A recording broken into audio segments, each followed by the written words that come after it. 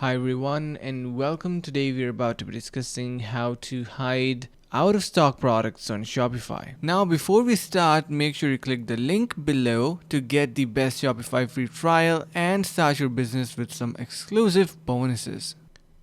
So what we need to do here is first we need to click onto our products section and we have this inventory going on. Basically this will be showing all of the products that are available and all of those who are unavailable and on hand, and all of the details are gonna be displayed in this section. So to hide out of stock products, what you can do is simply select that particular product and you can just choose to remove it. So you can see we have options to, we can drop down this, you can see we can add our adjustment and reasons, and you can easily remove it if you want or incorporate more product. You can also head over to your products section and select it from there. Click on these three dots, then you can exclude from markets and do these stuff, remove from collections, and yeah, so that's how you can hide out of stock products on Shopify. And hope this video was helpful. Finally, make sure to click the link in the description below to take advantage of our exclusive Shopify free trial